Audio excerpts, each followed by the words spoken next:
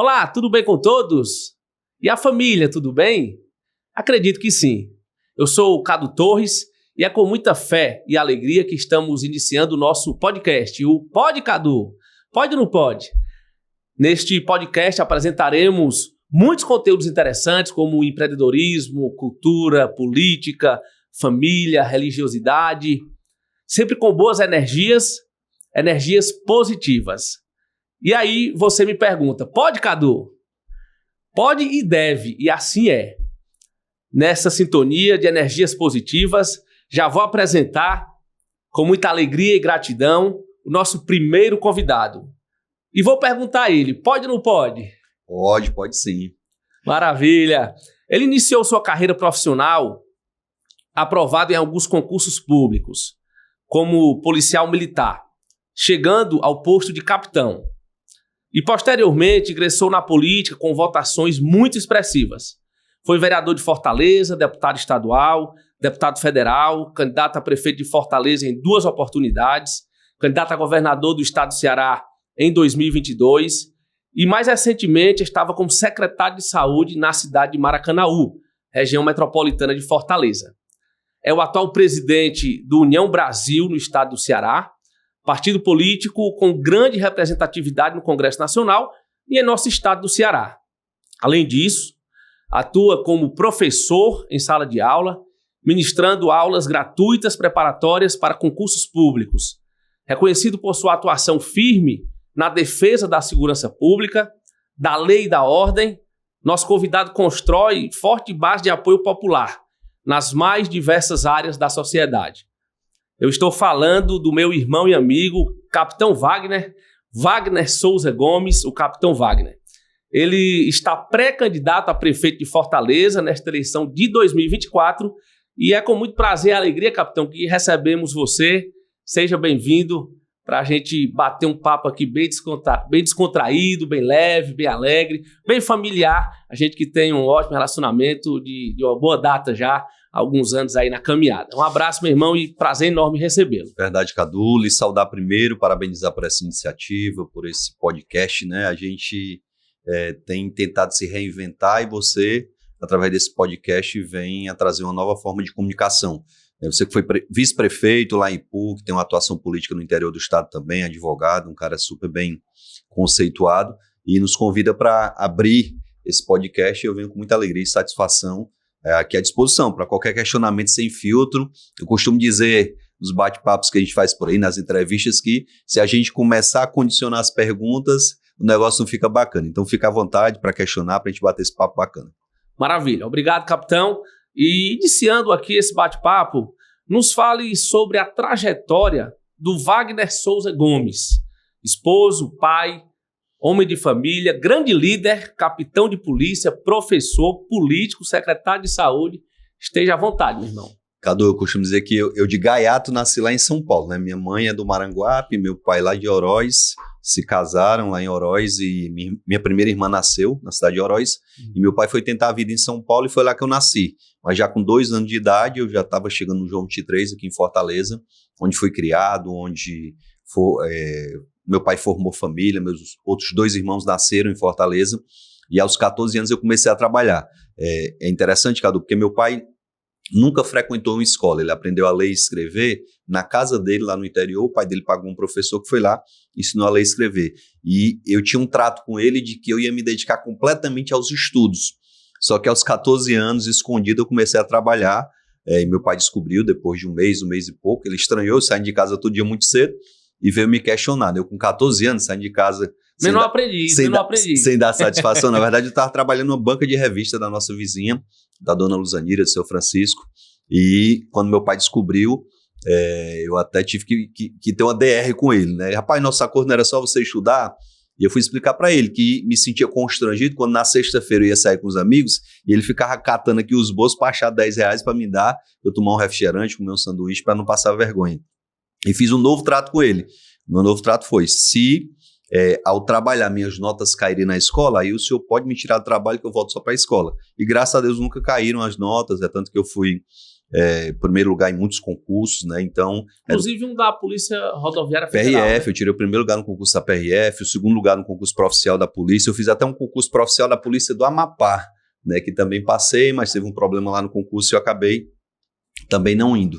E na minha trajetória de estudos, né? Eu terminei meu curso de bacharel em segurança pública na Academia de Polícia Militar, também tenho uma pós-graduação em ciências jurídicas, estou concluindo agora meu curso de Direito também. Então, olha aí, a gente mesmo nessa vida corrida, a gente não para de estudar, porque eu acredito muito no estudo como ferramenta de transformação social e também de transformação intelectual. E foi o estudo que abriu as portas de tudo que eu tenho na vida hoje. Se eu me tornei um bom político, foi porque eu estudei, eu fui para a sala de aula, dar aula, isso me capacitou para usar o microfone na Assembleia Legislativa, no Congresso Nacional, na Câmara de Vereadores. Então, tudo que eu tenho na vida eu acredito aos estudos, né? A oportunidade que meus pais me deram para eu estudar e, logicamente, garantiram esse sucesso na minha visão. Eu sou uma pessoa bem-sucedida. Isso, 99% se deve aos estudos. Maravilha, excelente. Estudo é a base, a família e o estudo. Verdade. Capitão, falando de família, sua família, como você falou, é de origem simples e modesta. Como essa experiência familiar e os valores transmitidos por seus familiares moldam a sua visão de liderança e serviços públicos? Olha, Cadu, eu passei agora um ano e um mês lá em Maracanã como secretário de saúde e tentei me colocar na pele das pessoas. Eu me lembrei quando eu era adolescente que eu ia marcar consulta com o dentista lá no posto de saúde do João 23, que a gente tinha que chegar de madrugada para marcar, que era uma dificuldade muito grande. Às vezes ia e não dava certo marcar, quando eu precisava de consulta com o médico, quando minha mãe precisava também, meus irmãos. Então, essa vivência na periferia, onde eu tive que pegar ônibus para ir trabalhar, pegar ônibus para ir estudar, isso tudo, logicamente, nos deixa uma referência do quanto as famílias mais carentes, as famílias mais modestas da periferia precisam, de fato, do poder público, seja na saúde, na segurança pública, na educação. Essa dependência é muito forte.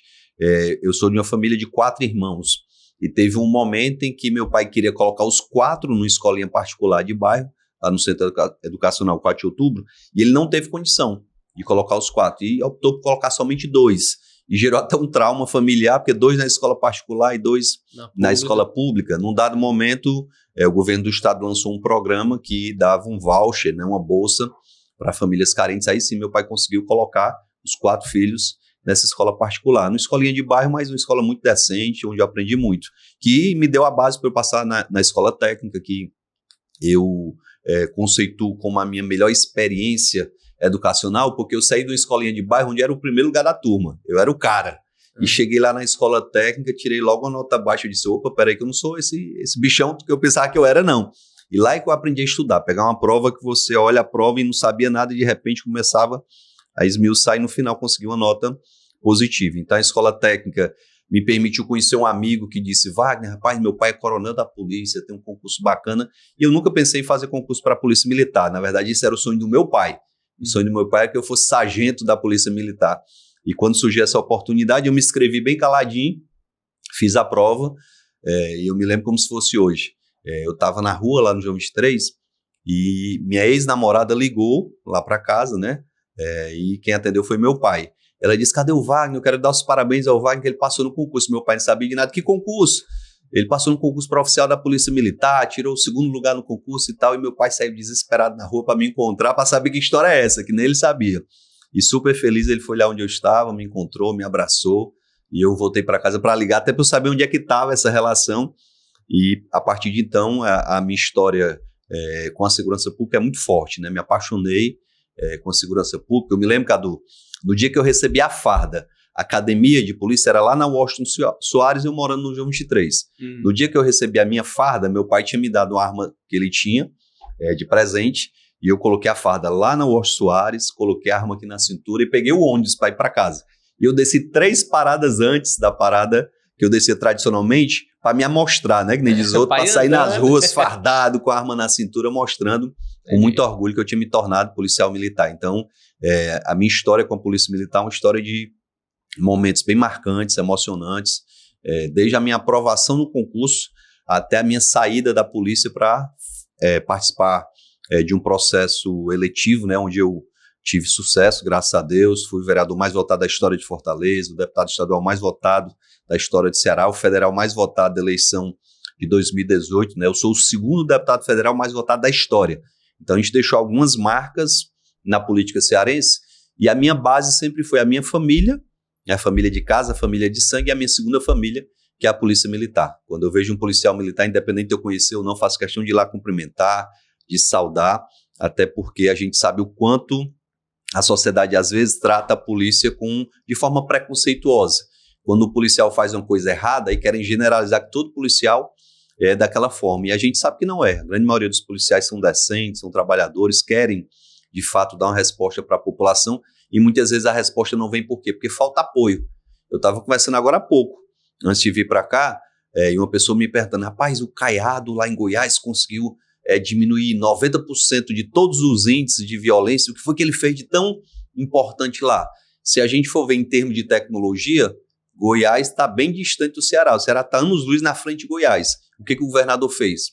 Ele paga um bom salário aos policiais e dá carta branca para eles agirem, para eles combaterem um crime. Valorização do servidor público. E essa carta branca não significa que o policial vai cometer ilícito, que ele vai matar, que ele vai torturar, não. Ele dá carta branca. Se um bandido cometer um crime, que a polícia vá lá e prenda e faça o que precisar para prender.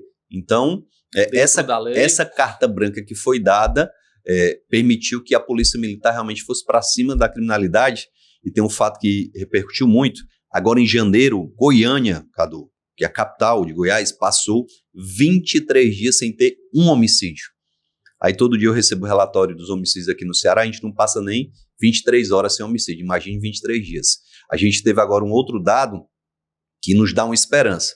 O estado de São Paulo, 5 vezes maior do que o Ceará, com 45 milhões de habitantes, no mês de abril teve 188 homicídios. Infelizmente, a história do Ceará é bem diferente. Com apenas 9 milhões de habitantes, a gente teve 320 e tantos homicídios. É o dobro de São Paulo, e se a gente for ver proporcionalmente, 10 vezes mais do que São Paulo. Então, a demonstração que o Tarcísio está dando em Goiás, que o Tarcísio está dando em São Paulo, que o Caiado está dando em Goiás, que o Ratinho Júnior está dando lá no Paraná, que o Zema está dando em Minas Gerais, são demonstrações de que é possível, sim, ter uma segurança efetiva e eficiente.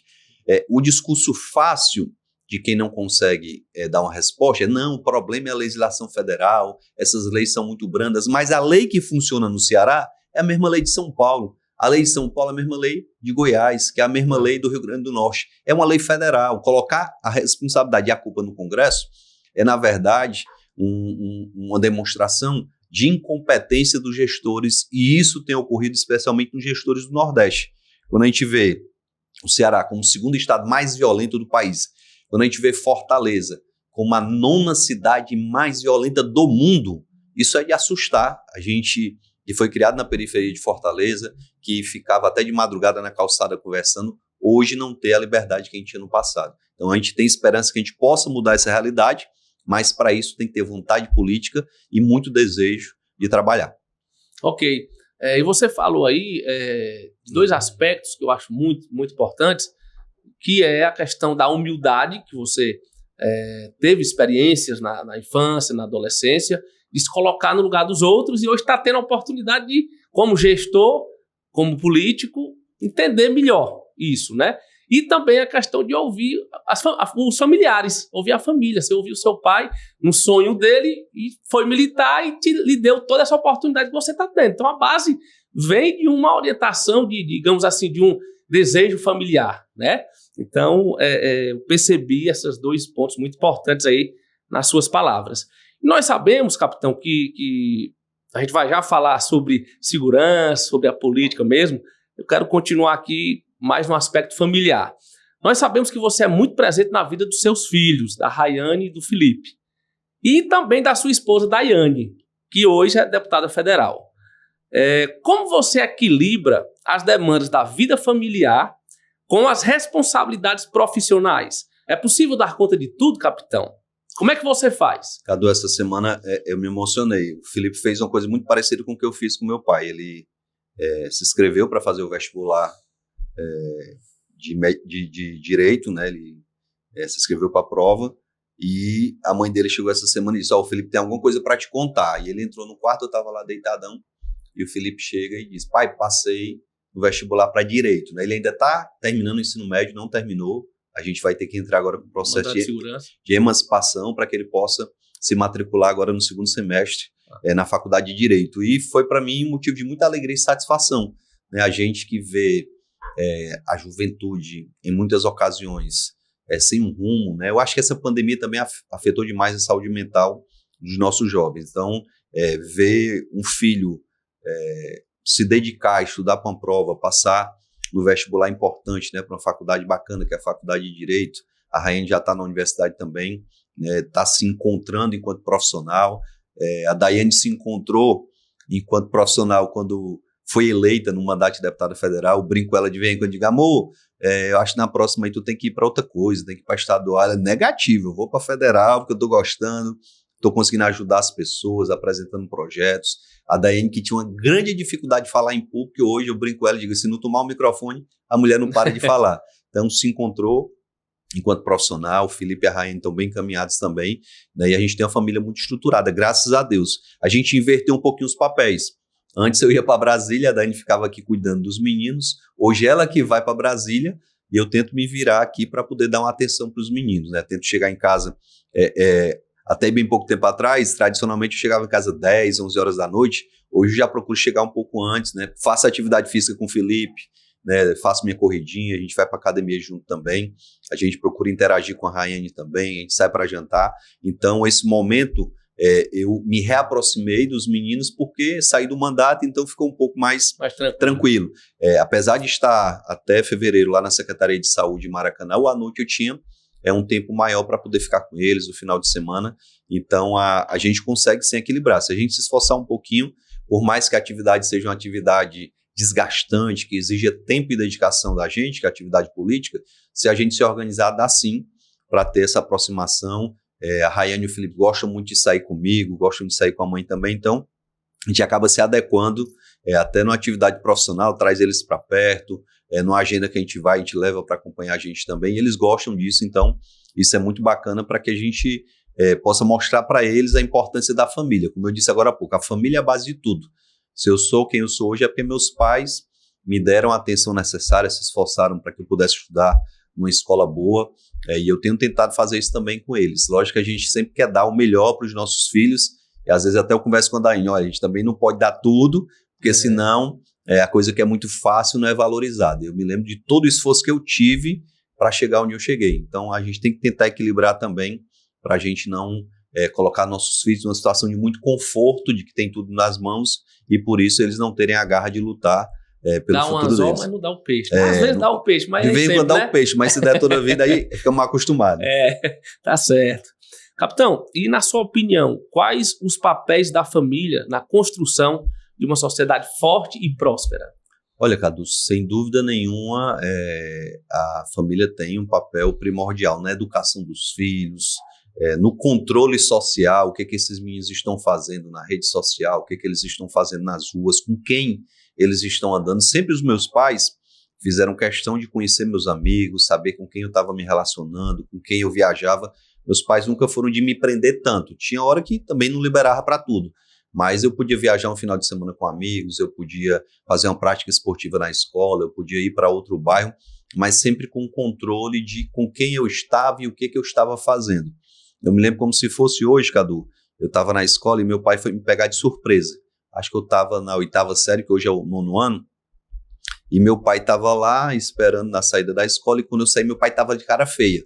E ele disse, bora para casa, chegar em casa a gente conversa. Eu estranhei aquilo ali. A gente foi andando, a nossa casa era 2 quarteirões da escola, e chegou em casa, meu pai me chamou e disse, aquilo que você fez, eu estava do lado de fora da escola, mas eu estava escutando, nunca mais você faz. Eu disse, o que foi, pai?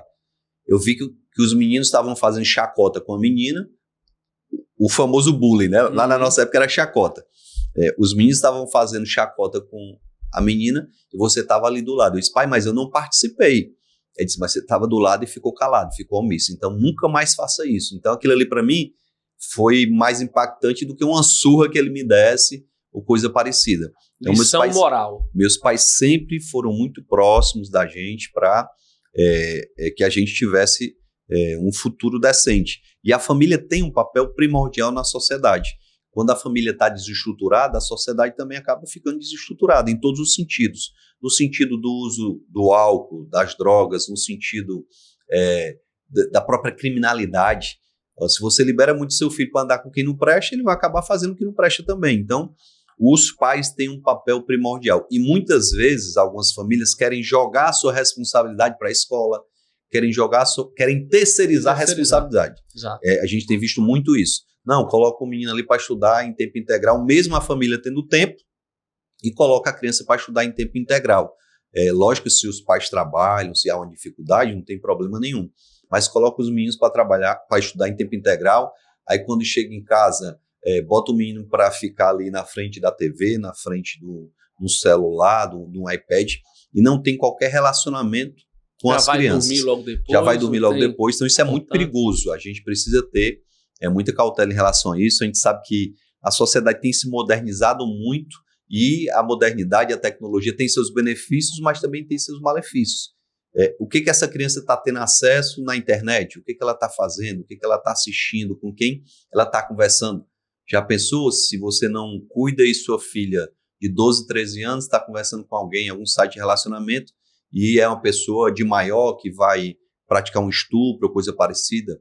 Então, é necessário que os pais assumam sua responsabilidade e não colocar toda a responsabilidade no poder público. O poder público não tem condição de fazer tudo sozinho. Exato. Maravilha, capitão. Eu vou entrar agora no tema da fé, a sua fé cristã. Como a sua fé e os valores cristãos influenciam as suas decisões políticas e as suas prioridades como líder público? Olha, eu sou cristão, né? Minha família toda é cristã. Meus pais são católicos, eu e a minha esposa somos evangélicos. E eu sempre tive uma preocupação muito grande com a minha prestação de contas quando eu for daqui para outro mundo, né? Quando eu for... Como diz a minha sogra, quando fizer a viagem. Quando fizer a viagem, né? Eu sempre tive uma preocupação muito grande. Quando eu chegar lá, o relatório vai sair, peraí, isso aqui, eu vou ter que me explicar. E além disso, eu sempre tive uma outra grande preocupação de que alguma ação minha, ou omissão, ou decisão, pudesse impactar na vida dos meus filhos. Já imaginou seus filhos estarem em casa, de repente, um plantão na TV mostrando que o pai foi preso, que o pai está sendo investigado por uma coisa errada ou coisa parecida? Então, sempre procurei me policiar nesse sentido, na minha prestação de contas lá em cima, com Deus, e também na responsabilidade que eu tenho com minha família. Então, toda decisão que eu vou tomar, eu procuro ter coerência na decisão, eu faço uma retrospectiva, peraí, o que foi que eu prometi lá atrás na campanha que eu faria? Para eu tomar essa decisão agora. Se eu prometi que eu tinha que fazer isso, eu vou fazer. Se eu assinei um documento lá atrás dizendo que na hora de votar um projeto eu ia votar sim, eu tenho que votar. Então, graças a Deus, essa nossa coerência nos permite hoje, Cadu, que a gente seja admirado por pessoas com perfil ideológico completamente diferente. Tem gente da extrema-direita que me admira, tem gente da direita, do centro, tem gente do centro-esquerda, tem gente que nos admira, não necessariamente vota, mas respeita. Ontem eu vi o comentário de um professor, falando com outra professora, ela me mostrou no celular dela, dizendo, rapaz, esse homem está com muito cuidado com as palavras, ele está falando muito bem, ele está se portando muito bem, isso é perigoso, esse rapaz vai acabar ganhando essa eleição e está se aproximando. Então, mesmo o adversário acaba reconhecendo e admirando o nosso trabalho. Então, por conta dessa questão dos princípios cristãos, por conta da minha família, eu procuro ter coerência entre as minhas ações e entre as promessas que eu faço para as pessoas. Mais do que qualquer coisa hoje, a política brasileira está carente de políticos com palavra. Com compromisso. Com compromisso. O político vai para a campanha, promete mundos e fundos, quando chega na hora de executar, começa a procurar desculpa para não fazer o que ele prometeu lá atrás. E eu não vou citar nomes porque não é o objetivo aqui, mas a política brasileira está repleta de pessoas que prometem uma coisa na campanha e passam 4 anos encontrando desculpas para não honrar seus compromissos. É triste ver isso acontecer. Na última eleição a gente viu o candidato a governador dizer, olha, eu não vou aumentar imposto, eu não vou aumentar ICMS. Na primeira semana de governo, o ICMS é aumentado. Cria-se novas taxas. Então, é muito triste ver isso. E mais triste ainda é ver a sociedade calada diante dessa incoerência. Eu acho que mais do que qualquer coisa, isso é incoerente e a gente precisa estar alertando a sociedade para o risco disso. Então, meus princípios cristãos, minha preocupação com a minha família que norteiam as minhas decisões. Maravilha. E a questão da fé, da palavra de Deus, fala disso, né? Da verdade, né? Que sejamos verdadeiros, que sejamos sábios, né? E aí você, com toda essa força da sua fé, você tem essa tranquilidade e as pessoas, como você falou, as pessoas falam, rapaz, ele está falando muito bem, vem a sabedoria, né? Uma palavra divina, e aí tem toda essa tranquilidade para poder responder bem. O bom é que a palavra de Deus, Cadu, ela nos dá a condição para a gente responder qualquer questionamento que venha de lá para cá. Tem algumas pessoas mais radicais que dizem, mas não sei, tem gente que se diz cristã e diz, mas não sei o quê, bandido bom é bandido morto. Peraí. O bandido bom é bandido morto não combina com o cristão. Desejar a morte de quem quer que seja não é papel do cristão. Quando a gente vê, por exemplo, um cristão desejar a morte do adversário político. Eu já vi gente da igreja, líder religioso, dizendo, esse presidente tem que morrer. Ele está com câncer, tem que morrer logo. Não é coerente com o papel do cristão. Quando a gente vê, por exemplo, uma pessoa de um campo ideológico que é o nosso, de centro-direita, sentar com uma pessoa que pensa diferente, mas tendente à esquerda, e a gente vê alguns irmãos cristãos dizendo, como é que pode? Sentou com o caba do PT, com o caba do PSOL. Peraí, rapaz. O que Jesus fez nos 33 anos que ele estava aqui na Terra? Quando uma prostituta se aproximava dele, o que ele fazia? Acolhia e abraçava. Cobrador de impostos. Quando lá na cruz, se despedindo da terra, um bandido olhou para ele, pediu perdão e pediu para estar no paraíso com ele. O que ele fez? Acolheu. Aí a gente aqui, que se diz cristão, vai agir completamente diferente. Então está faltando às pessoas entender o que de fato está escrito lá em João 8,32. As pessoas dizem, conhecereis a verdade vos libertará. Aí essas pessoas pensam que a verdade é a delas. A verdade é a que saiu no jornal. A verdade é a palavra de Deus que está lá escrita. Ninguém lê João 8,31. Antes de ler o 32, tem que ler o 31, que diz que a verdade é o que está escrito lá na Bíblia. Então está faltando às pessoas até entendimento do que de fato está escrito na Bíblia. Eu não sou um grande intérprete da Bíblia, mas eu sou muito atento ao que os pregadores falam na igreja. Eu assisto na TV também pregações, não só de pastores, mas de líderes religiosos de diversas vertentes, para que eu possa entender melhor o que está escrito e me portar conforme o que está lá na Bíblia. Eu escutei de um pastor, acho que há 4 anos atrás, né, na eleição de prefeito, no debate, o pastor disse, a minha referência nasceu há 2024 anos atrás. Na época era 2022. A minha referência de vida nasceu há 2022 anos atrás, que era Jesus Cristo. Então, a gente nunca vai chegar à perfeição de Jesus, mas é o nosso norte, é o nosso exemplo. Verdade. Capitão, como a sua fé cristã tem sido fonte de conforto e orientações em momentos de crescimento, momentos de desafios pessoais e profissionais ao longo da sua vida? Como é que você busca em determinados momentos de crescimento na sua trajetória que você vem caminhando? E quando tem grandes desafios, como é que você faz? Se reserva ali? Como é que você busca essa conexão com a fé de forma mais forte? De novo, Cadu, a minha referência é Jesus. E eu procuro me espelhar, né? Não me abalar diante de dificuldades, né? Como Jesus lá no deserto, sofrendo com fome, com sede, não se abalou, tentar não me abalar diante das dificuldades e também não me enaltecer e me achar no momento de bonança. Vai lá, o deputado estadual mais votado da história do Ceará. Isso não foi o Wagner, foi um grupo de pessoas que acreditou em mim, foi um momento muito bacana, que foi abençoado por Deus, e eu tenho entendimento de que aquilo ali não é o Wagner, sim um momento que aconteceu. E no momento de dificuldade também, eu tenho procurado, Cadu, me espelhar na palavra de Deus, buscar o conforto, buscar a orientação divina. Eu acho que o bom cristão é aquele que sempre procura, na dificuldade ou no momento de um grande desafio, se aconselhar da palavra de Deus, seja através de uma conversa com o pastor, seja através da leitura da Bíblia, seja através de um grupo de oração, seja através de um discipulado, sempre procurar ter essa orientação. É maravilhoso quando eu estou na igreja, quando eu estou no discipulado com o pastor, que a gente busca uma resposta, e a resposta sempre vem. É incrível. Eu já tive momentos de revelação muito fortes, onde eu estava na igreja, a gente é tão incrédulo que a gente fica se testando, né? E o pastor tá lá, eu digo, rapaz, eu vou fortalecer minha fé se esse pastor, ele falar isso aqui. Aí o pastor termina a pregação, não fala nada, aí vem o outro e fala exatamente, e te responde da pergunta que tu estava fazendo para Deus. Então, eu sempre procuro me orientar em momentos de grandes desafios, como esse que se aproxima da Prefeitura de Fortaleza, como que aconteceu em 2022, e só para exemplificar, terminou a eleição de 2022 e eu me senti Davi. Mas como assim? Davi venceu a batalha. Davi, na verdade, derrotou o grande gigante lá no Vale de Elá e depois teve que se recolher na caverna para chegar ao momento dele e assumir o reinado.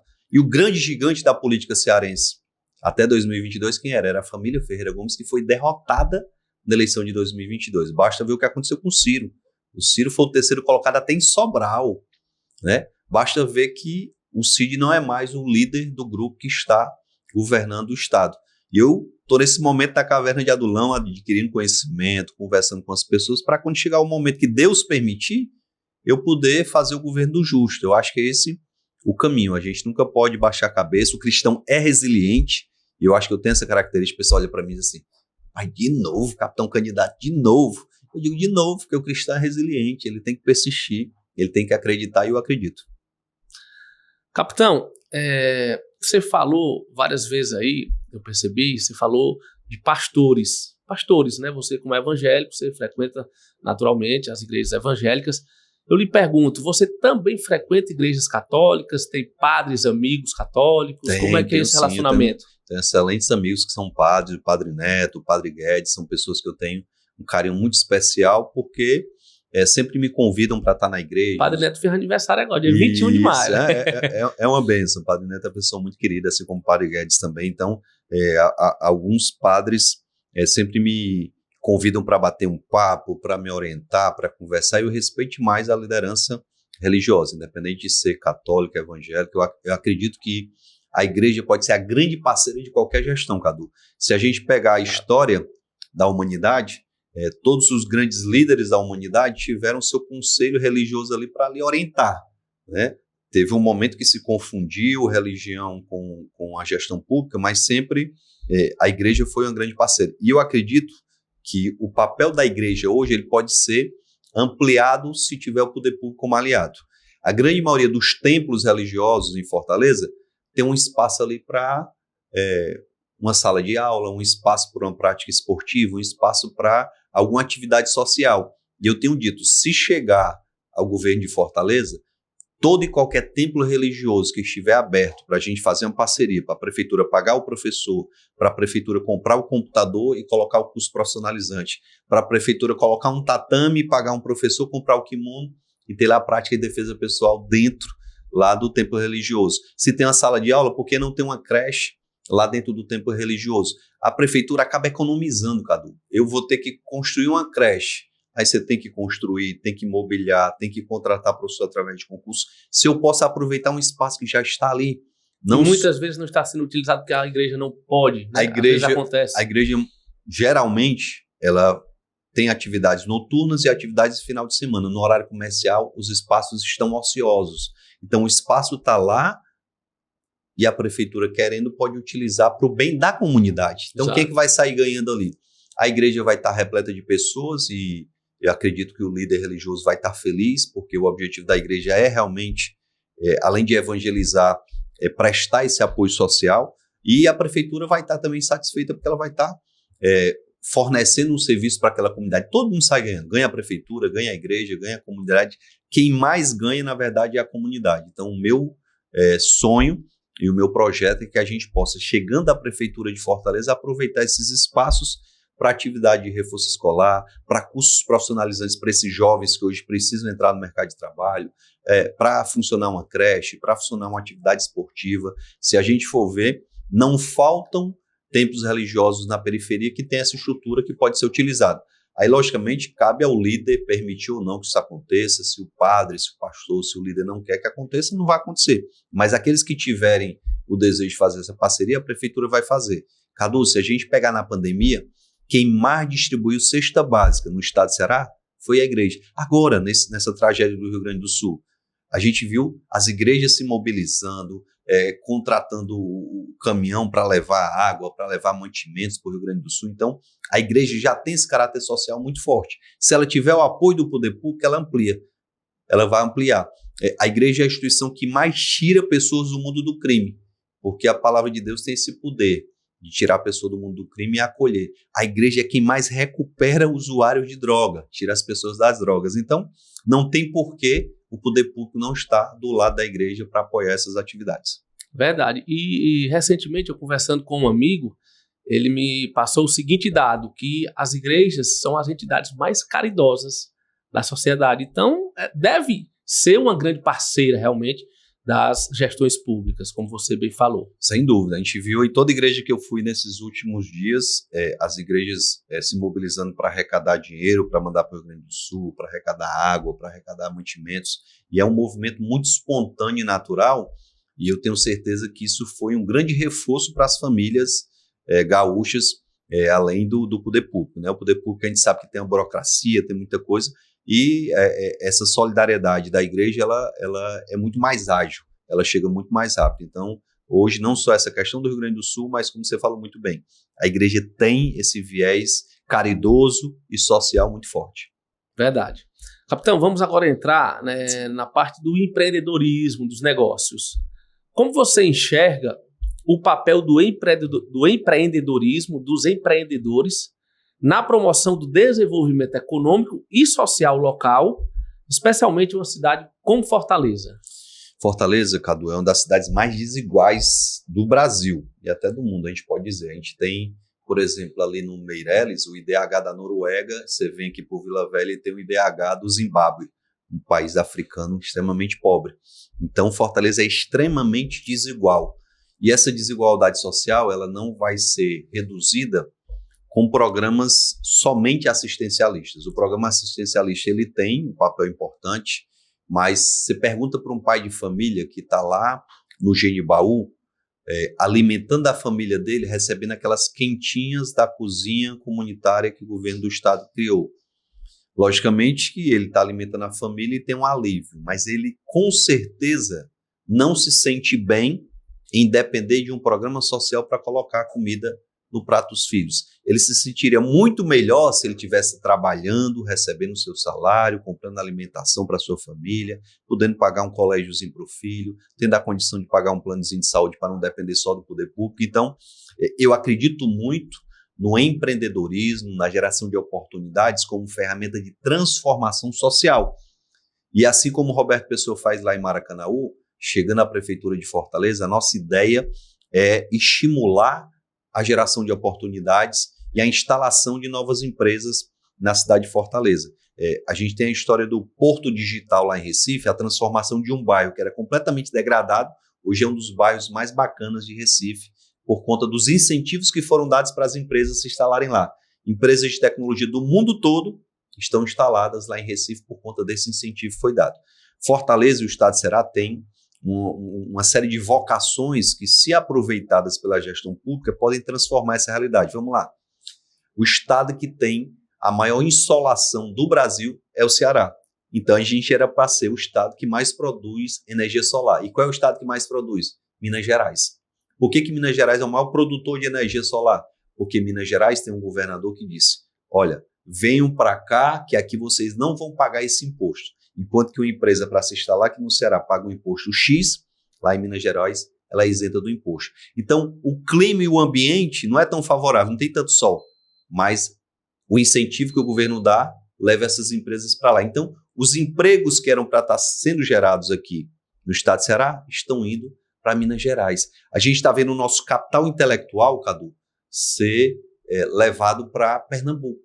Nós temos grandes engenheiros, grandes tecnólogos sendo formados aqui no estado de Ceará, porque o cearense é muito inteligente.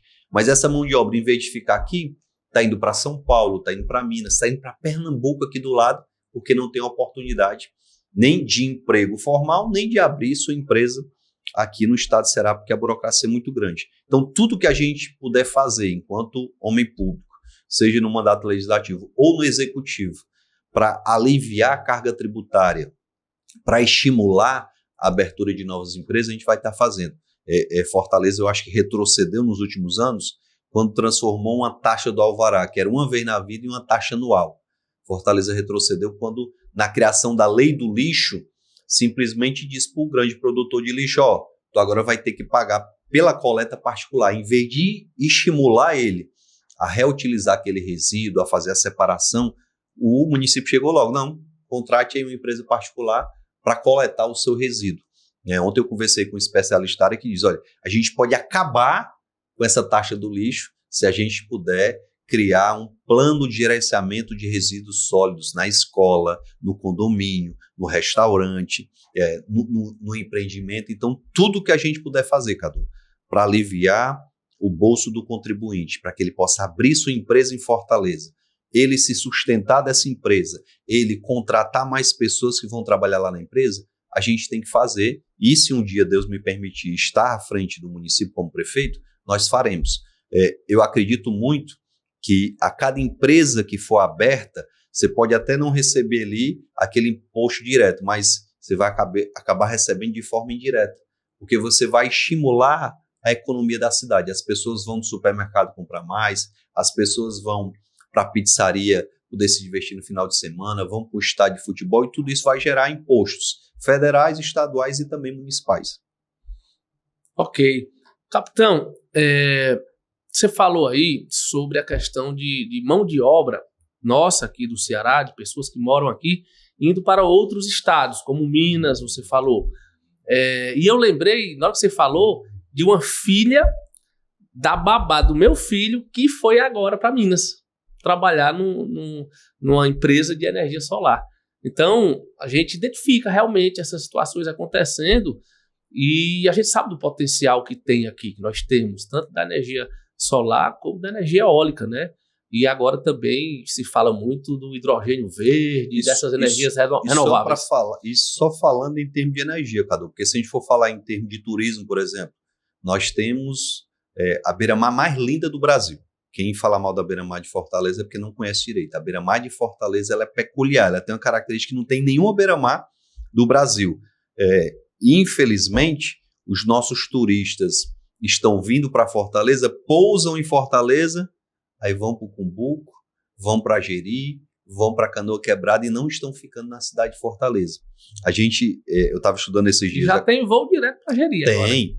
A gente estava estudando esses dias essa questão do turismo e, infelizmente, a movimentação do aeroporto de Fortaleza tem caído muito. E um outro problema, tem uma empresa aérea chilena que está com voo direto para Porto Alegre, com voo direto para São Paulo, para o Rio de Janeiro, para Belo Horizonte, para Pernambuco, para Recife, mas não vem aqui para Fortaleza. A gente não tem, por parte da gestão pública, uma busca ativa desse turismo.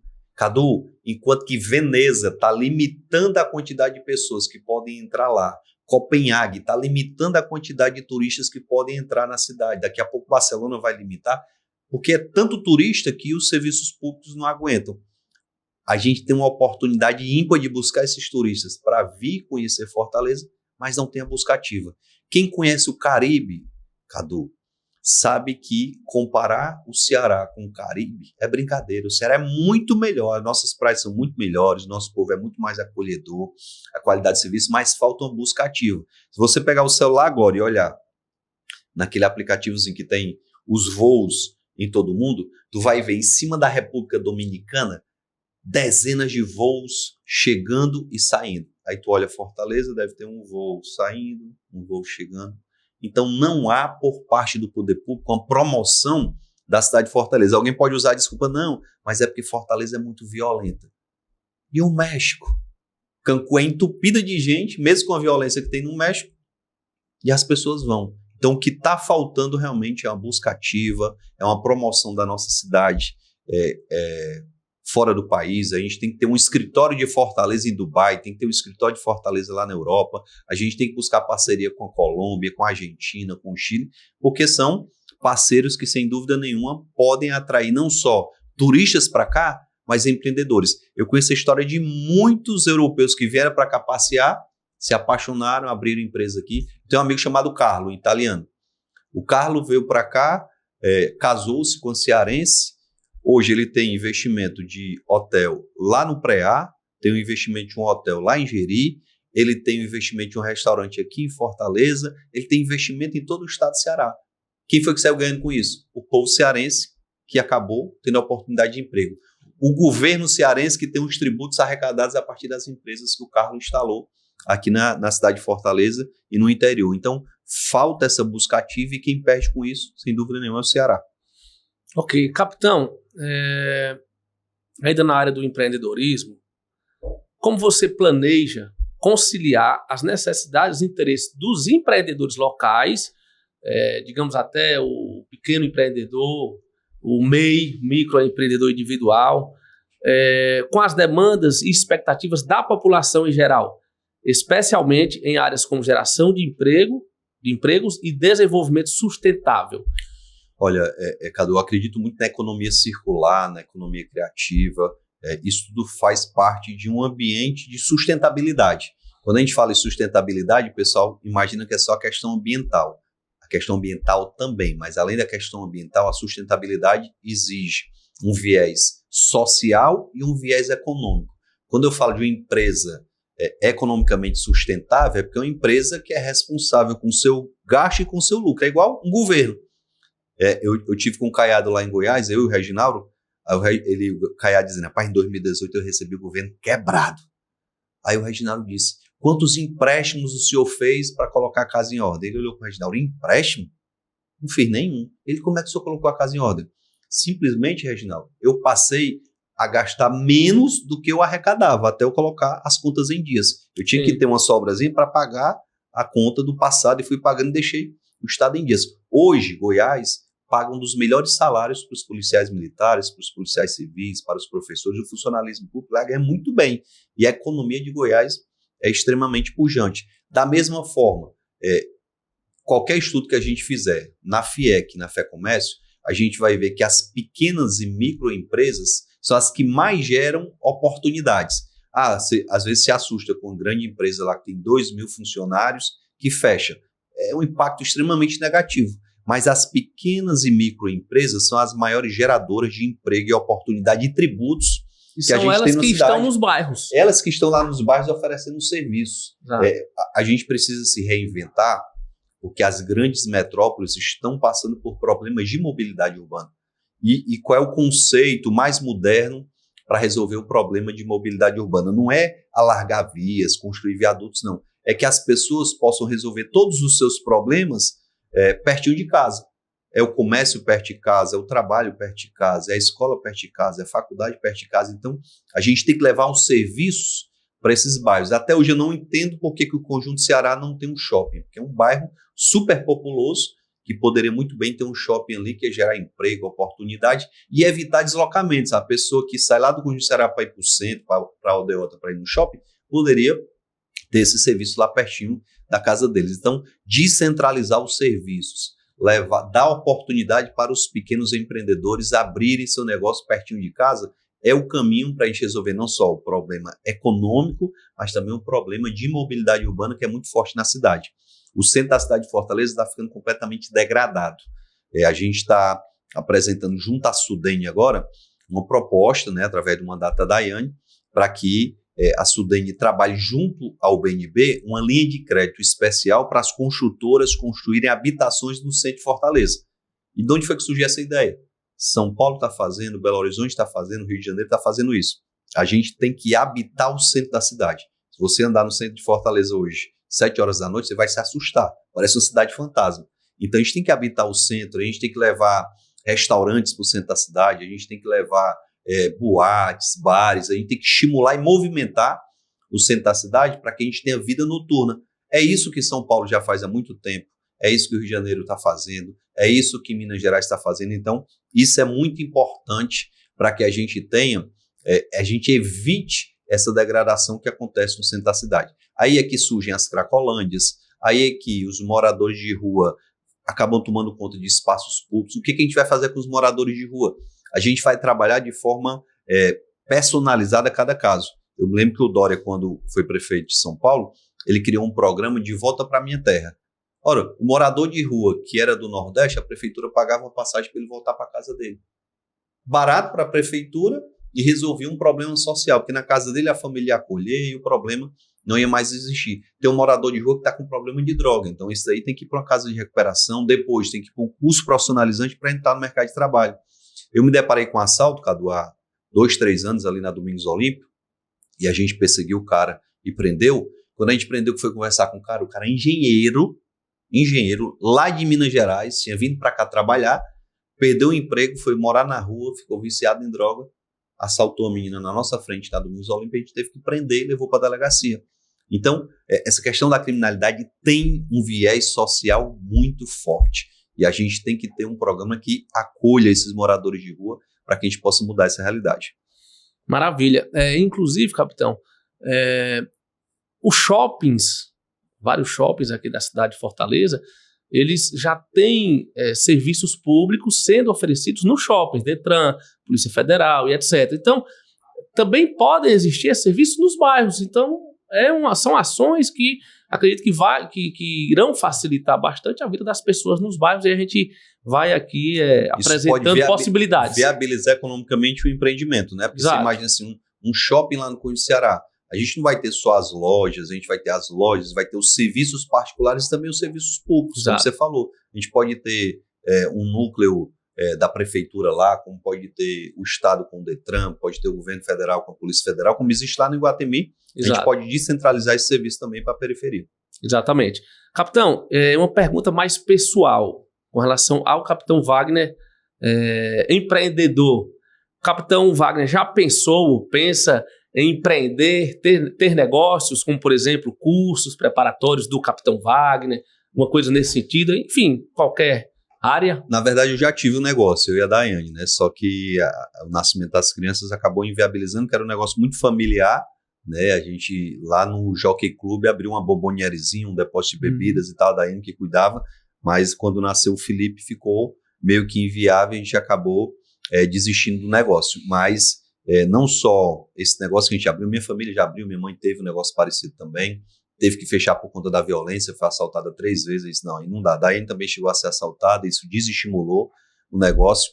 Já pensei em ter um cursinho, mas eu sou tão parceiro de todos os cursinhos de Fortaleza que eu não quero ser concorrente dos meus amigos, então deixa quieto, deixa para um outro momento, mas eu gosto muito de empreender, eu entendo que o empreendedorismo é o caminho para que você tenha um futuro mais estável, você tenha uma fonte de renda que lhe permita crescer economicamente e estimula meus filhos, inclusive, a ter. Né? Eu converso muito com a Rayane sonha em ter uma lojinha para ela, o Felipe também, de vez em quando, fala alguma coisa. Eu acho que a gente conseguiu virar uma página, enquanto que no passado todo mundo pensava em passar num concurso público e ter uma estabilidade, hoje as pessoas pensam em empreender, porque o empreendedor ele não tem limite de quanto ele vai ganhar, vai depender do sucesso do empreendimento dele. Pode ser que não seja essas coisas todas, mas ele pode se dar bem e ganhar um bom salário e ser uma referência.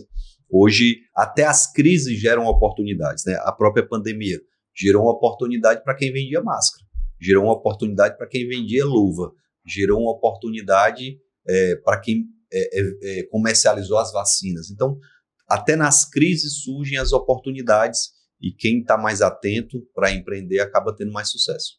Pesquisa eleitoral mais recente registrada aqui em Fortaleza, publicada pela imprensa na sexta-feira passada, da Paraná Pesquisas, apresenta você em primeiro lugar na preferência pelas intenções de voto dos entrevistados. Você está confiante na vitória nesta eleição municipal de Fortaleza? É a primeira pergunta. Como fazer para que esta preferência de intenções de votos nas pesquisas eleitorais se transforme em votos no dia da eleição, no dia 6 de outubro deste ano, capitão? Olha, Cadu, acho que a melhor forma é apresentando o melhor projeto, vindo para um debate respeitoso com os adversários. Eu dei uma entrevista esses dias, que foi divulgada em todo o estado de Ceará, e eu recebi muitos elogios pelo equilíbrio, pelo respeito aos adversários, não utilizei um palavrão, não apontei o dedo na cara de ninguém, não disse que ninguém era feio. Eu apenas apresentei as ideias que eu tenho para a cidade, as ideias que eu tenho para resolver esse problema do lixo nas ruas, as ideias que eu tenho para resolver o problema da violência na cidade de Fortaleza, as ideias que eu tenho para resolver os problemas relacionados à precariedade da saúde. Então, é assim que a gente vem para o debate. Eu vou relatar o que aconteceu em 2020, depois do debate da Verdes Mares. A gente teve aquele último debate com audiência de 700 mil pessoas e saiu a pesquisa dizendo que eu ia perder a eleição por 22 pontos. E no outro dia eu disse, rapaz, não vou desistir não, vou fazer uma caminhada aqui no centro da cidade para me despedir aqui do segundo turno. E saí da Praça do Ferreira até a Praça de Alencar andando. As pessoas vieram, Cadu, me abraçar, e engraçado que não foi um nem dois, não. Vários chegaram para mim dizendo, rapaz, que debate foi aquele? Eu ia votar no outro candidato, mas, o cara usou até uma expressão bem cearense, você jantou o outro candidato, você deu um show, o outro candidato não tem preparo, então mudei meu voto agora. Então, você participar dos debates com muito equilíbrio, com propostas sérias, efetivas, que as pessoas olhem no olho do candidato e dizem, não, esse cara está falando a verdade, ele tem condição de diminuir esse problema da violência, a prefeitura pode ajudar a resolver isso. Esse cara lá em Maracanaú melhorou o serviço de saúde. Eu olho para as mãezinhas autistas e digo, olha, o que a gente fez em Maracanaú, a gente vai fazer com as mães autistas aqui de Fortaleza. A mãe de autista vai ser tratada com dignidade, ela vai ter condição de conseguir a terapia para os filhos, ela vai ter condição de conseguir o laudo que está precisando do neuropediatra para poder ir lá no INSS, eu sei que é advogado previdenciário, para ter acesso ao BPC. Então é dessa forma que a gente vem para o debate, para transformar esses 33% de intenção de voto em 33%, ou quem sabe até em 35%, 40%, para passar para o segundo turno. A gente sabe que é uma eleição que deve ter 2 turnos, e fazer uma aliança que permita a vitória. Ok. Capitão, falando sobre, você falou aí da taxa do lixo, eu quero fazer uma ligação com a limpeza pública. Porque, assim, o natural é que a gente pague os tributos e a gente receba a prestação de serviços boas, né, com qualidade. Na sua avaliação, a cidade de Fortaleza está limpa? Como é que está o meio ambiente como um todo em Fortaleza, apesar... sabendo, na verdade, que a gente paga essa taxa do lixo? Cadu, eu faço uma comparação muito simples. Fortaleza, as pessoas pagam taxa do lixo e a cidade está imunda. Maracanaú, as pessoas não pagam taxa do lixo e a cidade está muito mais limpa. Maracanaú é perfeita? Não é. Mas comparado com Fortaleza, infelizmente, Fortaleza está anos-luz atrás. Há um desestímulo muito grande em pagar uma taxa quando você não tem o serviço ofertado de forma eficiente. É o que está acontecendo aqui. A gente não só vai acabar com a taxa do lixo, mas a gente vai garantir uma cidade limpa com um programa de criação de agente socioambiental. A gente vai transformar o catador em agente socioambiental. A gente vai entregar um triciclo elétrico para ele, ele vai fazer a limpeza das ruas e vai receber uma remuneração digna por esse trabalho. Se eu posso pagar uma grande empresa para fazer a coleta do lixo, por que eu não posso pagar de forma decente a um catador? Capacitar o catador, entregar um fardamento, entregar um triciclo elétrico, ele vai carregar esse triciclo lá no ponto de entrega do resíduo e com isso ele não vai ter despesa, só vai ter receita, tendo dignidade. Capitão, agora a gente vai entrar num quadro do Pode Cadu, que é justamente onde eu vou lhe perguntar se pode ou não pode. Rocha. Pode ou não pode, capitão? Rocha. Vamos lá.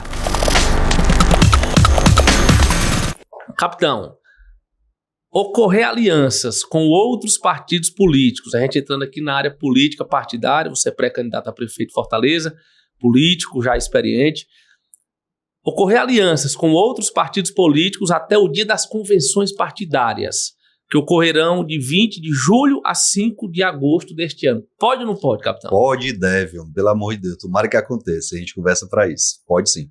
Pode. União entre Capitão Wagner e Eduardo Girão no primeiro turno para prefeito de Fortaleza. Pode ou não pode, capitão? Pode e deve, essa que é boa mesmo. Meu amigo Eduardo Girão, que eu admiro demais, conheço a família, conheço a história do Eduardo Girão. Não tem motivo nenhum para a gente ser adversário. Espero que até lá a gente possa se acertar e formatar essa aliança. Ok. União entre Capitão Wagner e André Fernandes no primeiro turno para prefeito de Fortaleza. Pode ou não pode, capitão? É um assunto que se fala todo dia. Pode e deve, espero que aconteça. Certo. Capitão Wagner pode abrir para outro candidato? Pode ou não pode, capitão? Olha, se a conjuntura mostrar que outro candidato é quem tem melhores condições, pode sim, a gente tem que ter humildade e reconhecer.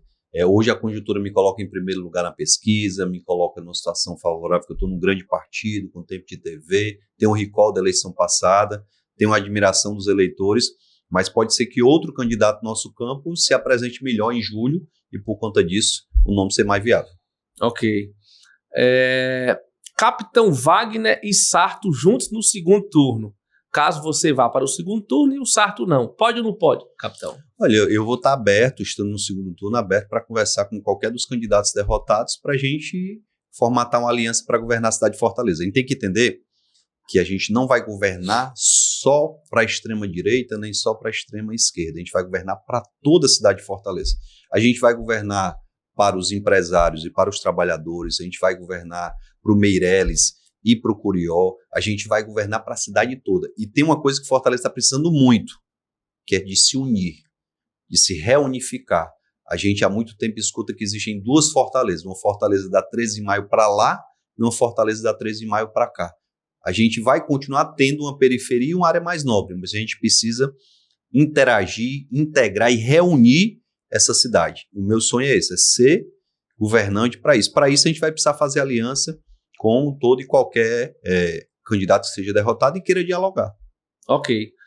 Capitão Wagner e Evandro Leitão juntos no segundo turno. Caso você vá e o Evandro Leitão não. Pode ou não pode, capitão? Eu acho que é uma dificuldade partidária e ideológica, né? Mas eu não descarto. Eu tenho muito respeito pelo Evandro, é um cara que, como pessoa, eu não tenho o que falar dele. O modelo que ele representa que é um modelo que é desgastado, né? Um modelo que elegeu o Elmano, é um modelo que se escolhe um candidato, que se tira o candidato da cartola, se apresenta para a população, e às vezes dá certo e às vezes não dá. Então não sei se eu vou para o segundo turno ele não vá, mas de toda forma é uma pessoa que eu respeito muito e sempre conversei e não vou deixar de conversar. Ok. Capitão Wagner fora do segundo turno. Pode declarar apoio a algum candidato, capitão? Sem dúvida nenhuma. Eu acho que ficar em cima do muro, se isentar do processo não é o melhor caminho. Respeito quem faz isso, quem não vai para o segundo turno e se esconde, viaja ou faz coisa parecida, isso acontece na política. Mas eu não sou de me esconder, então vou me posicionar como me posicionei em todo o segundo turno, desde 2010 até hoje, todas as eleições que eu participei. Quando teve segundo turno, eu fui lá e me posicionei. Ok.